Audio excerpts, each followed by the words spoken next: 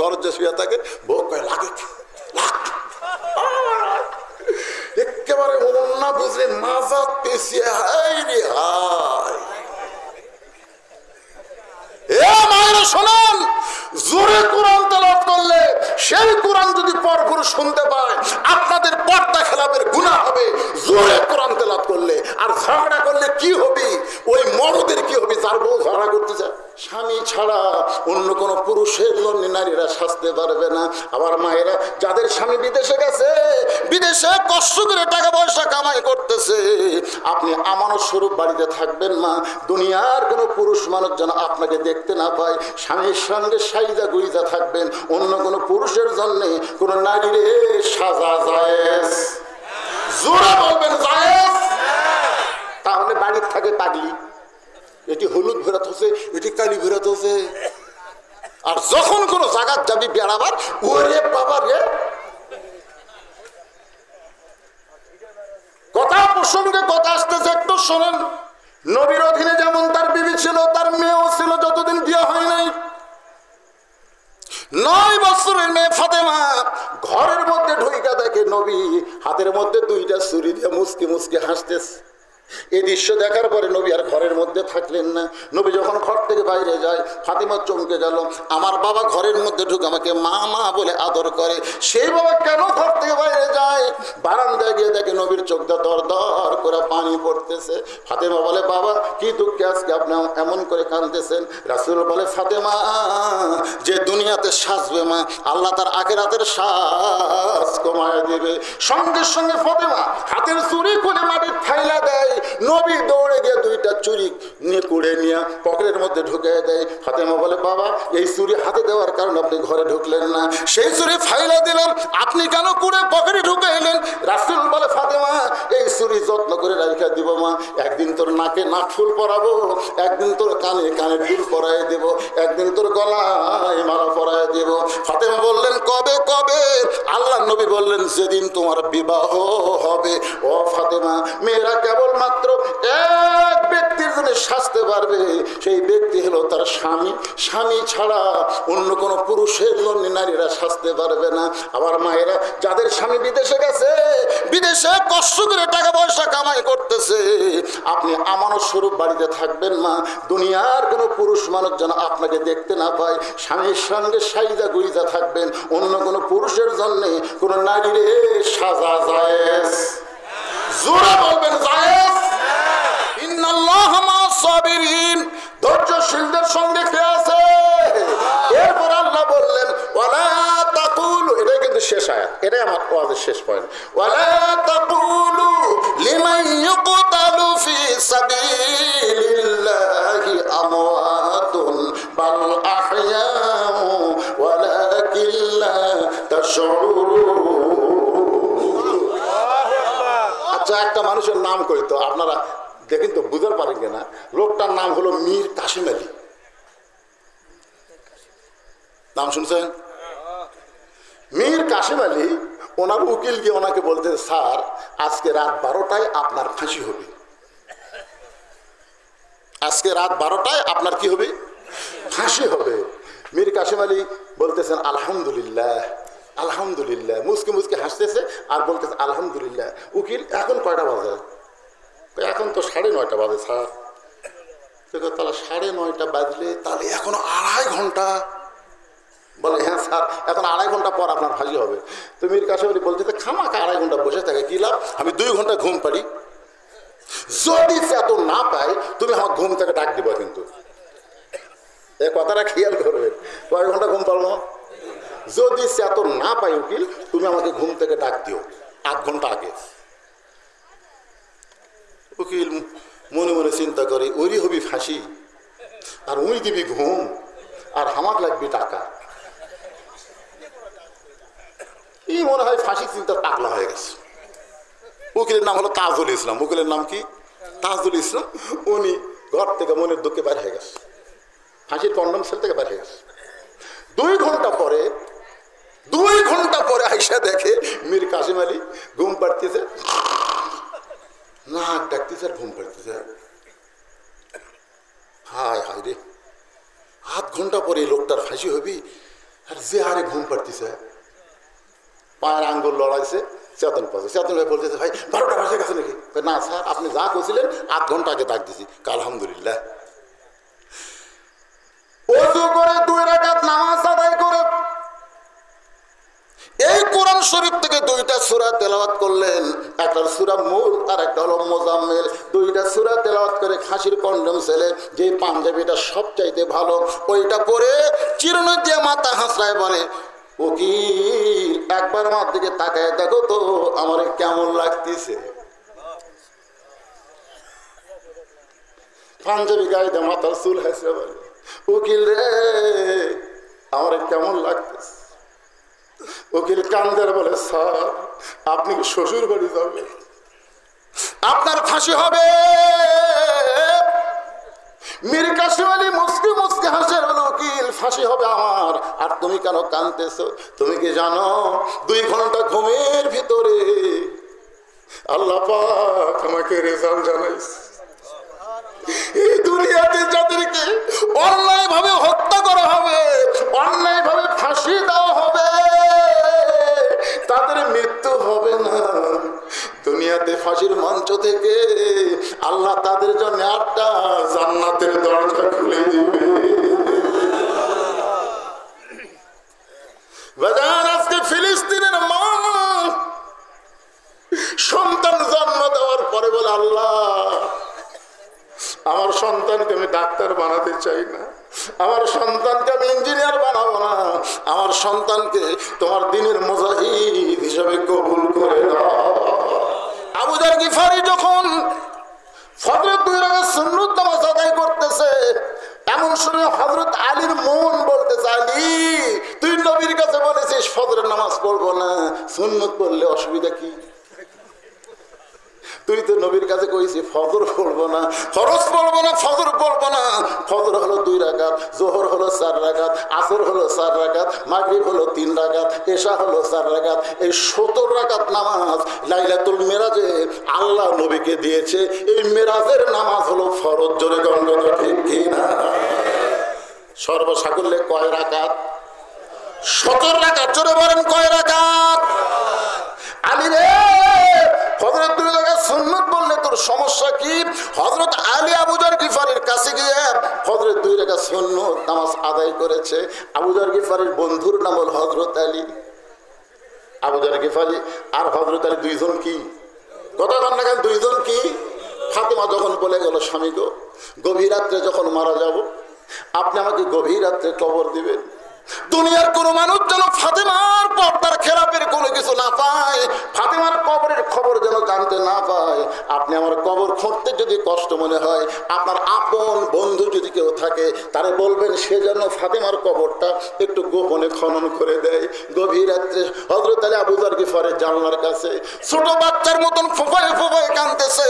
আবু যার গিফারি ঘরের দরজা খুলে বলে, আলী রে জীবনে বহু যুদ্ধ তোমার সঙ্গে করলাম ভাই, কোন যুদ্ধে তোমাকে কেমন করে কাঁদতে দেখি নাই। আজকে তোমার জীবনে এমন কি যুদ্ধ শুরু হলো গভীর রাত্রে আমার জানলার কাছে? আলী বলতে যাবো, একজন পর্দা নিশি আজকে রাত্রে মৃত্যুবরণ করবে, রাতের বেলায় তাকে দাফন করা লাগবে। এখন তুই যা, জান্নাতুল বাকির পূর্ব কোণায় সবুজ রঙের একটা বাতি জ্বলবে আবু যার, ওই বাতি বরাবর একটা কবর কর। আবু যার গিফার বলে, আলী ভাই একটাবার বলো সে পর্দার সে নাম কি তোমার মুখস্থ নেই? আলী বলতে আবু যার 6 মাস আগে নবী দুনিয়া থেকে বিদায় নিয়েছে, আমার হাসান হোসাইন নানা নানা বলে কাঁদতেছে। এখন পর্যন্ত আমার 2টা সন্তানের চোখের পানি আমি বন্ধ করতে পারি নাই। বারবার আমার বুকের সামনে ঝাপতে পারে, বাবা নানারে খুঁজে কিন্তু নানারে পাই না, নানা ছাড়া হাসান হোসেন কেমনে থাকবো বাবা? 6 মাস আগে নবী দুনিয়া থেকে বিদায় নিয়েছে, নানা নানা বলে আমার 2টা বেটা কাঁদতেছে। আজকে গভীর রাতে এদের মা দুনিয়া থেকে বিদায় নেবে। আবু যার আমি কেমনে সহ্য করবো রে? আমার হাসান হোসেনকে কেমনে সহ্য করবো? যা যা একটা কবর কর। আবু যার গিফারি বলে, আলী আল্লাহর কাছে ফরিয়াদ করো, আল্লাহ ফাতেমার হায়াত যেন বাড়ায় দেয়। আলী বলতে তো হবে না, ফাতেমা আল্লাহর কাছ থেকে কবুল করে নিয়েছে। গভীর রাত্রে জান্নাতুল বাকির পূর্ব কোণায় গিয়ে দেখে সবুজ রঙের একটা বাতি জ্বলতেছে, যেই বাতির কোনো তার নাই, যেই বাতির কোনো সুইচ নাই, বিনা তারে বিনা সুইচ আমার আল্লাহ তাআলা অটো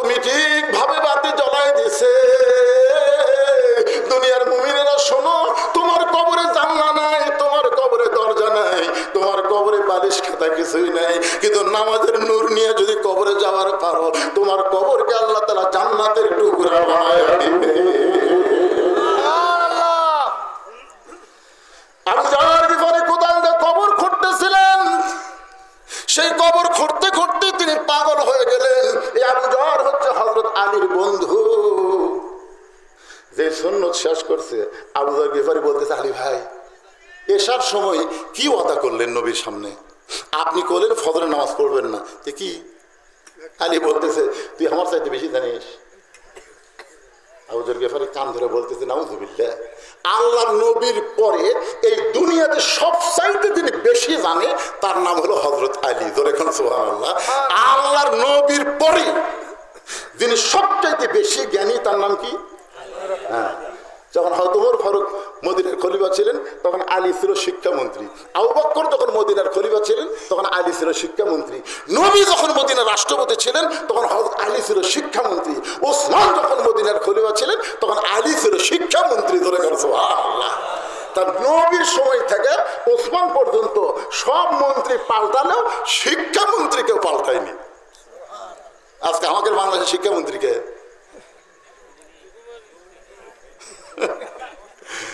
এমনি স্বল্প সব কি হচ্ছে, পিঠের উপর ব্যাগ লিয়ে পেশাব দিয়ে 40 লিখতেছে, একটা যন্ত্র ধরে আগে চায়ের পরে শূন্য। গালো খাদ্যে চিন্তা করি কিয়ামত হতে আর বেশি বাকি নাই। পেশাব দিয়ে লেখা, এটা কি মনে করছে? এই মারছে ধুর। সামনে যা বললাম, কি করলি? চাচা দোয়া করে নিয়ত করছি 100 লেখবো। আজকে পেশাব কম থেকে 40 পর্যন্ত লিখছি। 1 লেখে 2 শূন্য যেদিন দিব সেদিন আমি সাকসেস। আমি কোন ক্লাসে পড়িস? তাই ক্লাস 2 পড়িস। চাচা তো কেমনে পেশাব করা লাগে তোর স্যার তো শিখাইনি। পাগলা বসা থেকে পেশাব করবি, ডাঙায় পেশাব করা যায়? তখন বলে চাচা যে কি কয়, প্রাইমারি পেশাব খানা যায় দেখি চাচা আমার স্যারই খাড়া হয়ে পেশাব করে, ওর স্যারই খাড়া হয়ে মারবে। আর সেই শিক্ষা আপনার সন্তান শিখতেছে। কথা কন না কেন ভাই, কথা কন না কেন? আকডুম বাকডুম খড়ডুম সাদা ঢাক ঢুললাম সাদর বাদা বাস্তে বাস্তে চললো ঢুলি ঢুলি গেল কমলা ফুলি। এই মালটা কি হবে? এই বড় হলে কি হবে? আপনার এলাকায় হাফিজি মাদ্রাসা কোন মাদ্রাসায় ছাত্র পাওয়া যায় না যেখানে ছোট্ট থেকে পবিত্রতার শিক্ষা দেওয়া হয়? লাম ইয়ামসুহু ইল্লা মুতাহহারুন। ততক্ষণ পর্যন্ত কোরআন স্পর্শ করতে পারবে না যতক্ষণ পর্যন্ত পবিত্র না হবে। জোরে কথা ঠিক না? সেই শিক্ষা দেওয়া হয় না। আল্লাহর বান্দার একটু মনোযোগ দেন। আলী বলতেছে আমার চাইতে বেশি জানো। আবু জাহল গিফারি তুই কান ধরে বলতেছে আমার ভুল হয়ে গেছে। আমি বলেছি ফজরের ফরজ করবো না, তাই বলে কি সুন্নত পড়া যাবে না? আবু জাহল গিফারি আর কোনো কথাই নেই। আলী বারান্দার মধ্যে বসে আছেন। হযরত বেলাল পৃথিবীর শ্রেষ্ঠ মুয়াজ্জিন, সুবহানাল্লাহ বলেন। আল্লাহ রাসূল বললেন কিয়ামত পর্যন্ত মুয়াজ্জিন আযান দিবে, আযান মুসল্লির কান পর্যন্ত পৌঁছতে পারবে, কিন্তু আমার বেলাল যখন আযান দেয় ওই আযান আল্লাহর আরশ পর্যন্ত পৌঁছে যায়। সেই হযরত বেলাল আকামত দেওয়া শুরু করেছে। আকামতের মধ্যে একটা শব্দ আছে, কাদ কামাতিস সালাহ, আছে না নাই? এই কাদ কামাতিস সালাহ শব্দ শোনার পরেও যারা সিয়ারত বসে থাকবে, আপনাদের এলাকার মসজিদের মধ্যে সিয়ার আছে?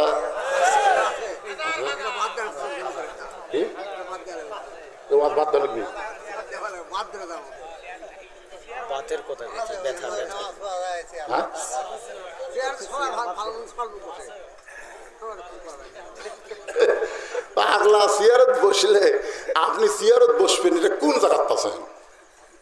আপনি যদি দাঁড়াবার না পারেন বসা পড়বেন, বসা যদি না পারেন শুয়া থেকে পড়বেন, শুয়াও যদি না পারেন ইশারার দ্বারা পড়বেন। যতক্ষণ পর্যন্ত দাঁড়াবার পারবেন ততক্ষণ পর্যন্ত আপনি জামাতে আসবেন। আপনি সবসময় সরকারি চাকরি করা লাগবে, এই কথা আপনার কে কথা? সবসময় সরকারি চাকরি করা লাগবে? 60 বছর পর্যন্ত চাকরি করছেন, সরকার দেখতেছে, আমার জন্য তার যৌবনটা দিয়ে দিল, বুড়া বয়সে আমি বসা বসা পেনশন দেবো, ধরে কোন কথা ঠিক কিনা? সরকারি চাকরি করলে সরকার যদি পেনশন দিবার পারে, 60 বছর পর্যন্ত যারা জামাতে নামাজ পড়ছে, বুড়া বয়সে যদি জামাতে নামাজ না পড়া পারে, যেখানে নামাজ পড়ুক ওই জামাতের সব আল্লাহ তাকে বসা বসা পেনশন হিসেবে দিয়ে দিবে, ধরে কোন কথা ঠিক কিনা? আল্লাহ দিবার পারে না? হাসরের ময়দান আল্লাহ কি বলবে? তোমার শৈশবকালের কোনো হিসাব আমি নেব না, তোমার বুড়াকালের কোনো হিসাব দেওয়া লাগবে না, খালি যৌবনের হিসাব দাও, জান্নাতে চলে যাও। আল্লাহ রাসূল বলেছেন জামাতে নামাজ পড়া যেমন ওয়াজিব, কাতার সোজা করা হলো কারিবুল ফরজ ওয়াজিব। কাতার সোজা করা হলো ফরজের নিকটবর্তী ওয়াজিব। কাতার সোজা করো, কথা কর না কেন? কি সোজা করা? কাতার সোজা করার নিয়ম হলো পায়ের গোড়ালির সঙ্গে গোড়ালি মিল করা লাগবে, গোড়ালির সাথে গোড়ালি মিল করা লাগবে। আগালি মিল করলে হবি না, কারো পাও 3 পা হাত, কারো পাও 8 হাত, আগা মিল করবেন গোড়া। ফাঁকারটা পরে আসতেছে, 3 জায়গা ফাঁক থয়ে যাবি না। কয় জায়গা? 3 জায়গা ফাঁক থয়ে যাবি না। কিন্তু যখন করোনা হয়েছিল তখন হলে হইতেও চলে না হুজুর। শোনেন, সিয়ারে যদি নামাজ পড়েন আপনি বাড়িতে পড়েন, আর মসজিদে যদি আপনি সিয়ার লিয়ে যান, মসজিদ কমিটিকে আমি বলবো, এবং যারা জামাতের সওয়াব 27 গুণ পাওয়ার নিয়ত করছেন তারা সিয়ার যদি কোনো কাতারত থাকে ওই কাতারত আপনি দাঁড়াবেন না। যদি দাঁড়াবার চান আপনার 4 জন মিলে সিয়ার আলাগ ধরবেন। মানে উনি তো হাঁটবার পারে না, উনি লোলবার পারে না, শান করে নিয়ে এসে সিয়ারত বসে থাকে। ওইকে হেঁটে হেঁটে আসছে যে শান করে নিয়ে এসে বসে থা লাগছে। তা আপনারা 4 জন 4টা পাও ধরে কান্দত করে বারান্দাত লিয়ে থুবেন, বারান্দাত থুয়ে আপনারা কাতার সোজা করবেন। পৃথিবীর কোন আলেম আজ পর্যন্ত বলতে পারবে না এই কোরআনের আয়াত যদি তেলাওয়াত করে কুমুলিল্লাহি কানিতিন, নামাজের ভিতরে বাহিরে যে ফরজগুলো আছে 13টা, তার মধ্যে একটা ফরজ হলো দাঁড়িয়ে নামাজ পড়া। জোরে কথা কন না। আল্লাহর বান্দারা যেই মাত্র কদ কামাতিস সালাহ সঙ্গে সঙ্গে হতালি মারছে দৌড়। আল্লাহ বলতেছেন দাঁড়াও, আনুগত্য নিয়ে আল্লাহর জন্য দাঁড়াও। দৌড়ে গিয়া এরকম আবু বকর ওমরের মধ্যে 2খানা হাত ঢুকাই দিয়ে আস্তে করে চাঁড়া, আস্তে করে চাঁড়া।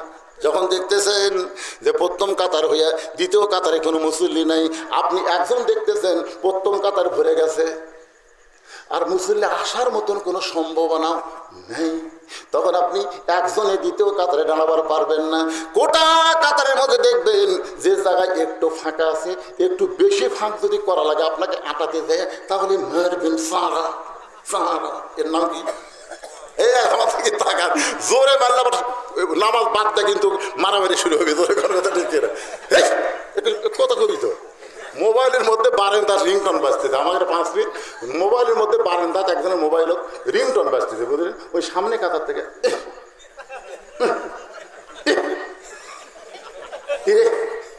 মানে যতবার রিংটন বাজে ওই ইরে ইরে, মানে ওর এত রাগ ধরে গেছে। তো নামাজ শেষ করলে আমি বললাম কে ভাই এলা কি করলেন? হাত বান্ধা ছিল দেখে আমি যাওয়ার পারিনি হুজুর। তাহলে হাত বান্ধা না থাকলে ওর চাপ আমি ফাটানো না। কেন তুই মসজিদে ঢুকবো মোবাইল বন্ধ করবো না? কি বুঝতেছে? মারামারি করা যাবে না। আস্তে করে হযরত আলী চানা দিয়ে মাঝখানে আল্লাহু আকবার। ফজরের নামাজ শেষ হলে নবী মুসল্লির দিকে মুখ করলেন। 2 ওয়াক্ত নামাজের সালাম ফিরে নবী সাহাবীর দিকে মুসল্লির দিকে মুখ করে। একটা হলো ফজর আর একটা হলো আসর। এই 2 ওয়াক্ত নামাজের পরে কোনো সুন্নত নফল নাই। তাকায় দেখে 3 রত্ন এক জায়গায়। 3 রত্ন। কয় রত্ন? 3টা রত্ন। আবু বকর ওমর মাঝখানে আলী। রাসূল বলেন আলী দাঁড়াও। আবু বকর মুসকি মুসকি হাসতেছে, কারণ নবী ঘুমুর ফাঁস করে দিয়েছে এসার সময়। আবু বকর মুসকি মুসকি হাসে। নবী বলে আলী রে, তুমি না আমার কাছে বলে গেলে ফজরের নামাজ পড়বা না, আবার সামনে কাতারে কেন দেখা যায়? আলী কান্দে, শুধু কান্দে আর কান্দে। রাসূল বলে আলী কান্দো কেন? আলী বলে হুজুর বহু চেষ্টা করছি হুজুর, ফজর পড়বো না। আমি নামাজ ছাড়তে চাইলে কি হবে? নামাজ আমাকে ছাড়ে না। আজকে ধৈর্য নিয়ে যদি নামাজ পড়তে পারেন, মসজিদের মধ্যে এত ঘড়ি কেন দেখা লাগবে? আপনি 5 মিনিট পরে আসরের জামাত হবে, আপনি 5 বার ঘড়ি দেখলেন, বারবার ঘড়ি দেখতেছেন। আপনি কি জানেন আল্লাহুম্মা আফতাহ লি আবওয়াব রাহমাতিক, এই দোয়াটা পড়ে যার মধ্যে ঢুকলেন, যতক্ষণ থাকবেন গো আল্লাহর রহমত অবারিত আপনার উপর বর্ষিত হবে। আপনি সেই জায়গায় 5 বার ঘড়ি দেখলেন 5 মিনিটে, অথচ সালাম ফিরে নামাজ শেষ হয়ে গেল, 4টা লেগে আপনি 1 ঘন্টা গল্প মারতেছেন, একটা বারো আপনি ঘড়ি দেখেন না। জোরে কোন কথা ঠিক কিনা? আল্লাহ বলেছেন যদি নামাজের মজা পাওয়ার চাও, নামাজ আর ধৈর্যের মাধ্যমে আল্লাহর কাছে যা চাইবে আল্লাহ তোমাকে তাই দিয়ে দিবে। ইন্নাল্লাহা মা'আস সাবিরিন, নিশ্চয়ই ধৈর্যশীলদের সঙ্গে আল্লাহ আছেন। সর্ববিষয়ে ধৈর্য ধারণ করা লাগবে। আমি মায়েদেরকে বলবো, মা যদি মায়ের পায়ের তলে সন্তানের জান্নাত হয় তাহলে আপনারাও একটু ধৈর্য ধরবেন মা। একটু প্রসব বেদনা হবে, একটু প্রসব বেদনা হবে মা, হবে তো হবে, তা কি হয়েছে, এইটা সহ্য করবেন। কি বলবো প্রসবের কথা, মা বিনে সেই ব্যথা কেউ তো বুঝিবে না। মাজন থেকে সন্তানের দায় ওয়াকালে মা মারা যায়, কেন সে মায়ের ভক্তি করবা না, এমন দরদি ভাবে কেউ হবে না আমার মা। মা গো, আমরাও কিন্তু ধৈর্য ধরছি। হাসিনা যা অত্যাচার করছিল আর ধৈর্য ধরিনি। হ্যাঁ, কি ধৈর্য বাড়ি। বিএনপি এত বড় দল, ইউনূস আসার পর থেকে খালি নির্বাচন নির্বাচন নির্বাচন। হাসিনা যদি না যেত 29 সালের আগে নির্বাচন, যারা মুখ দেবার করবে তাকে ধরে নিয়ে কথা কর না, কেন মন খারাপ করে না রে পাগলা। ইউনূস দে কদিন থাকবি রে ভাই রে, কি মরদ মানুষ। হ্যাঁ, আজকে দেখলাম গোটা পৃথিবীর মধ্যে টাইম ম্যাগাজিনে 100 জন প্রভাবশালীর আজকে তালিকা প্রকাশ করছে, তার মধ্যে নাই ডক্টর ইউনূসের নাম আছে। গোটা পৃথিবীতে 7 জন মানুষ একাধারে 3টা পুরস্কার পাচ্ছে, তার মধ্যে একটা হলো ডক্টর ইউনূস, যিনি ডোনাল্ড ট্রাম্পের কাছে গেলে ডোনাল্ড ট্রাম্প দাঁড়ায় থাকে, তাকে চেয়ার দেয়। এই মরদক চিল্লা না বারে, কে সুদ খায়? কে বলে সুদ খায়? নিজে বলেছে আমি গ্রামীণ ব্যাংকের কর্মচারী ছিলাম, ব্যাংকের মালিক যদি সুদ খাই আমি বেতন খাইছি, বেতন না। একটা কথা বলা যাবে না তো। 84 বছর বয়স, 85 বছর চলতেছে, মরদের খাটন দেখছেন। এইবারে ঈদের দিনে মাথার টুপি দিয়ে যখন ঈদগার মাঠত গেছিল,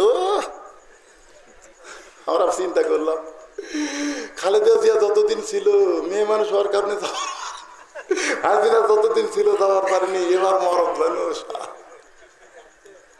আর রেজালু কাওয়ামুন আলান নিসা, আল্লাহ কোরআনে বলেছেন পুরুষেরা নারীদের উপরে থাকা লাগবে রে। আর আমরা এতদিন তলে আসলাম।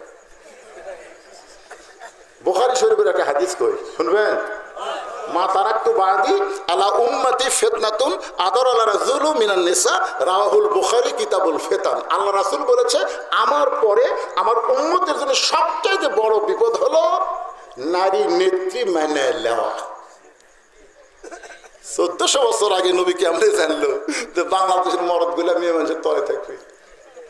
তাহলে খালেদা হাসিনা না, প্রত্যেকটা বাড়িতে একটা করে প্রধানমন্ত্রী হচ্ছে। জোরে কোন কথা ঠিক করে, মরদ মানুষ যখন হুড়াহুড়ি লাগে তখন মরদ ঘর যে শুয়ে থাকে, বউ কয় লাগে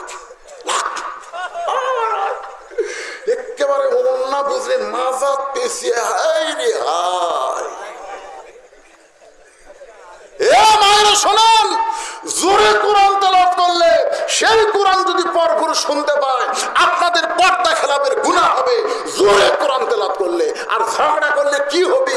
ওই মরদের কি হবে যার বউ ঝগড়া করতে যায়? আল্লাহ কোরআন রাসূল বলেছেন আর দাইসু লা ইয়াদখুলুল জান্নাহ, দাইস কোনদিনও জান্নাতে যাবে না। লা ইয়াদখুল লাইন অফ এজেন্ট। দাউসকে দাউস হলো সকল পুরুষ যাদের অধীনে নারীরা পর্দা করে না। নবীর অধীনে যেমন তার বিবি ছিল, তার মেয়েও ছিল যতদিন বিয়ে হয় নাই। 9 বছরের মেয়ে ফাতেমা ঘরের মধ্যে ঢুইকা দেখে নবী হাতের মধ্যে 2টা ছুরি দিয়ে মুসকি মুসকি হাসতেছে। এই দৃশ্য দেখার পরে নবী আর ঘরের মধ্যে থাকলেন না। নবী যখন ঘর থেকে বাইরে যায়, ফাতিমা চমকে গেল। আমার বাবা ঘরের মধ্যে ঢুকে আমাকে মা মা বলে আদর করে, সেই বাবা কেন ঘর থেকে বাইরে যায়? বারান্দায় গিয়ে দেখে নবীর চোখটা দর দর করে পানি পড়তেছে। ফাতেমা বলে, বাবা কি দুঃখে আজকে আপনি এমন করে কাঁদতেছেন? রাসূল বলে, ফাতেমা, যে দুনিয়াতে সাজবে মা, আল্লাহ তার আখিরাতের সাজ কমায় দিবে। সঙ্গে সঙ্গে ফাতেমা হাতের চুড়ি খুলে মাটির থাইলা দেয়। নবী দৌড়ে গিয়ে দুইটা চুড়ি নিয়ে কুড়ে নিয়ে পকেটের মধ্যে ঢুকে দেয়। ফাতেমা বলে, বাবা এই চুড়ি হাতে দেওয়ার কারণে আপনি ঘরে ঢুকলেন না, সেই চুড়ি ফাইলা দিলাম, আপনি কেন কুড়ে পকেটে ঢুকে এলেন? রাসূল বলে, ফাতেমা এই চুড়ি যত্ন করে রাখা দিব মা, একদিন তোর নাকে নাক ফুল পরাবো, একদিন তোর কানে কানে ফুল পরাই দেব, একদিন তোর গলায় মালা পরাই দেব।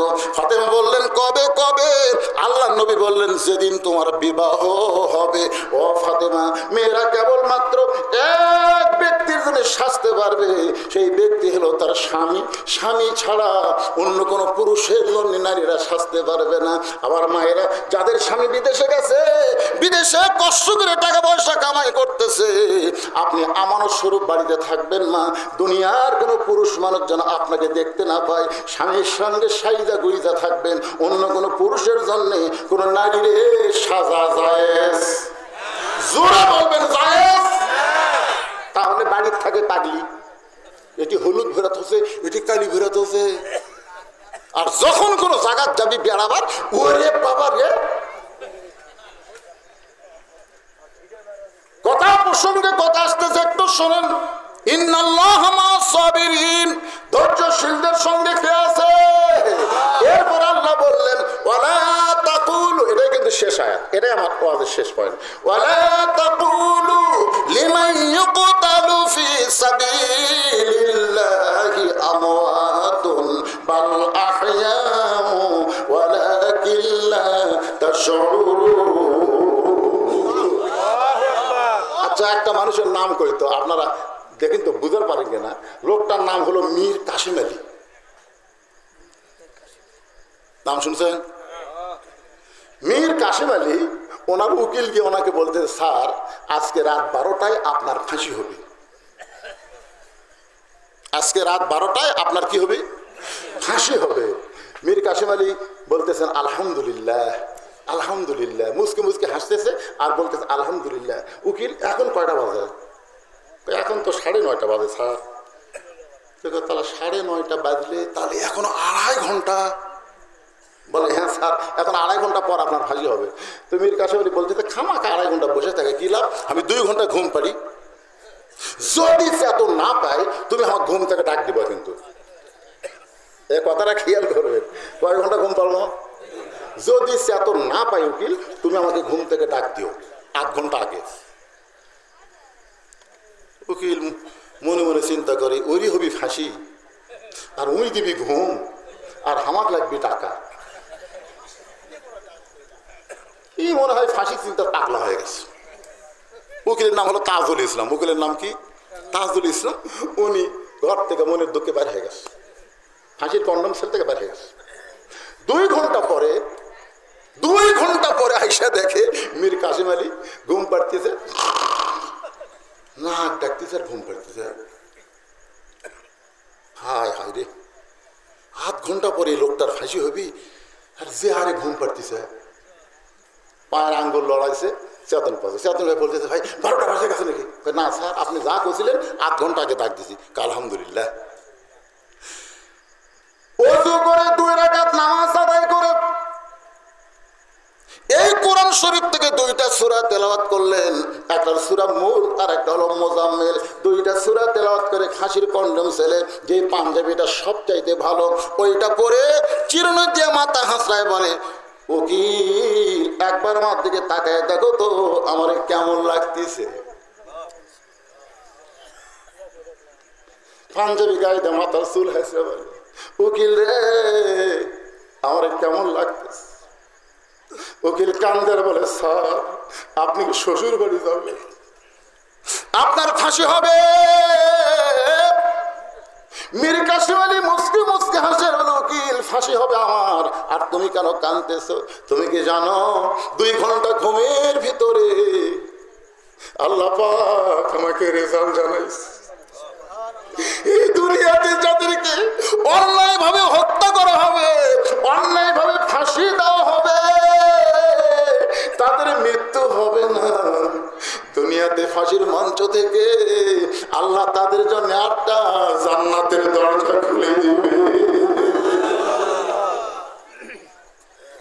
বাজার আজকে ফিলিস্তিনের মা সন্তান জন্ম দেওয়ার পরে বলে, আল্লাহ আমার সন্তানকে আমি ডাক্তার বানাতে চাই না, আমার সন্তানকে আমি ইঞ্জিনিয়ার বানাবো না, আমার সন্তানকে তোমার দ্বীনের মুজাহিদ হিসেবে কবুল করে দাও। বুখারী শরীফের হাদিস, আনাস রাদিয়াল্লাহু থেকে বর্ণিত, মাহাদান ইয়াদখুলুল জান্নাতা ইহুব্বা ইয়ারজি ইলা দুনিয়া ওয়া লাহুম আলাল আরদি মিন শাইইন ইল্লা শাহীদুন ইয়াতামান্না আন ইয়ারজি ইলা দুনিয়া ফায়ুক্তাল 10 মাররাতান লিমা ইয়ারা মিনাল কারামাতি। রাওয়াহুল বুখারী কিতাবুল মাগাজি। আল্লাহ দেখবেন জান্নাতে একদল মানুষ দুনিয়াতে আসার জন্য ছটফট করতেছে, জান্নাতুল ফেরদাউস থেকে একদল মানুষ দুনিয়াতে আসার জন্য ছটফট করতেছে। আল্লাহ বলে, বান্দারে আমি তোমাদেরকে জান্নাতুল ফেরদাউস দিলাম, তোমরা সেখান থেকে কেন দুনিয়াতে যাবার চাও? তারা বলবে, আল্লাহ আপনি আমাদের জান্নাতুল ফেরদাউস কেন দিলেন? বলে, তোমরা দুনিয়াতে শহীদ হয়েছে বলে আমি আল্লাহ খুশি হয়ে তোমাদের জান্নাতুল ফেরদাউস দিলাম। এবার বান্দা বলবে, আল্লাহ আল্লাহ আমাদেরকে জান্নাত ভালো লাগে না, আমাদেরকে জান্নাত ভালো লাগে না। আল্লাহ বলে, তোমাদের কি ভালো লাগে? আল্লাহ বলতেছে, আল্লাহ ওরা বলতেছে, আল্লাহ আমরা দুনিয়াতে আবার যাব, আমরা দুনিয়াতে আবার যাব। বাতিলের বিরুদ্ধে আমরা 10 বার আশারা মাররাতান 10